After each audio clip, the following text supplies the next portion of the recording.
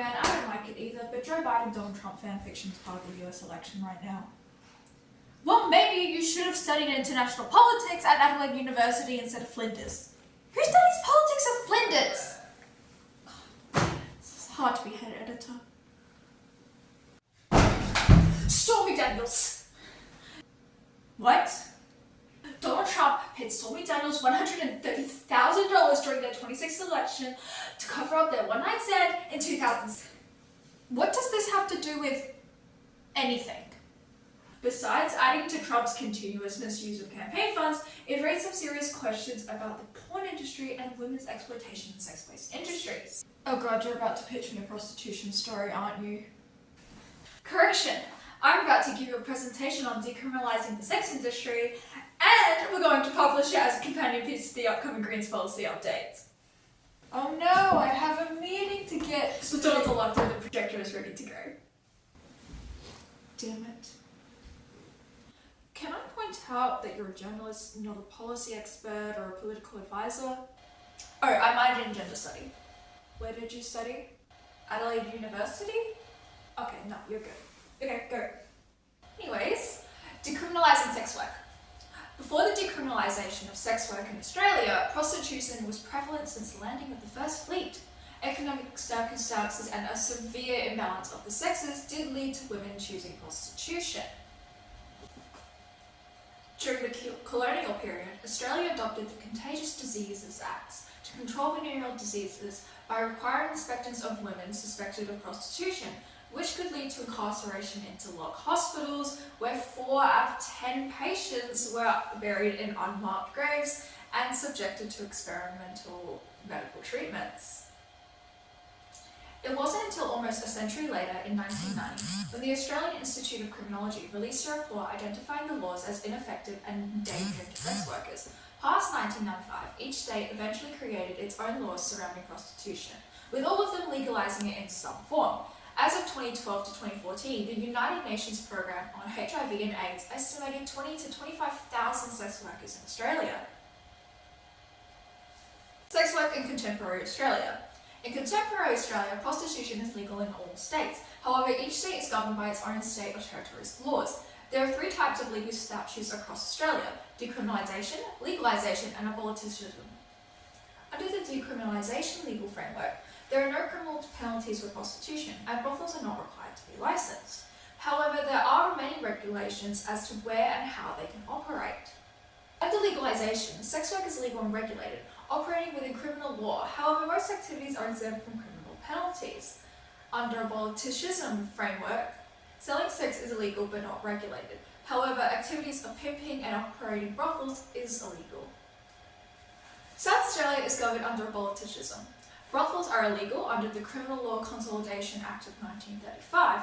However, soliciting in public places, receiving money from the prostitution of another, and pimping and running brothels are illegal, alongside procuring and soliciting. But the act of prostitution itself is not. The Sin Organisation is an independent not-for-profit that helps provide services and information to sex workers operating in South Australia. Their objectives are to promote the health, rights and well-being of sex workers in South Australia, advocate for laws, practices and policies that optimise the health, welfare and safety of sex workers, provide education and support services that empower sex workers to live and work with dignity and in safety. Safety is a big part of this. Address the societal stigma and decriminalisation of sex workers and the policies around sex work, be an effective representational voice for sex workers in Australia, build strength and capacity and a sense of community among South Australian sex workers, provide education to a broader community and raise awareness about sex work and the issues affecting sex workers, work collaboratively and congruently with the global sex workers' rights movement and the Scarlet Project, which is the national governing project, focus on and driven by needs, aspirations, concerns and issues of diversity of South Australian sex workers. Their logo is a snake, which I think is really cute. In South Australia, despite the legalisation of the act of prostitution, the actions associated with it are criminalised. Brothels are defined as a premise to which persons resort for the purpose of prostitution, which makes it really easy to find anywhere as a brothel. This definition makes it a lot easier to press charges against women engaging in sex work. Street work is not an option, as it is illegal to advertise sex for sale, or the soliciting or accosting of sex is also criminalised. These legislations are designed to reduce sex work, but it makes it more dangerous for the women who use it as their only source of income, those who try and run safe businesses, and the ones who choose to pursue it as a career. Evangeline Pond and Menace interviewed these women who work as prostitutes. Many of them work in well-known hotspots around Adelaide, but are constantly in fear of the police and being jailed. Many of them are working mothers or have it as their only source of income. They cite it as one of the reasons they've been brought out of poverty. Irregardless of why women go into sex work, there are up to 3,000 sex workers in any given 12-month period across South Australia, all of whom face the dangers of being a sex worker. From the risk of STIs, poor mental health, and being 18 times more likely to be murdered than your average woman, these are the risks we have to identify.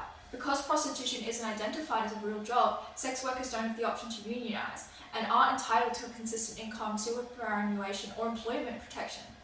Without these, sex workers are more likely to face poverty and violence from their employers. Because most actions associated with sex work are criminalised, sex workers are less likely to come forward out of fear of facing criminal charges, while their employers and friends are shut down and convicted.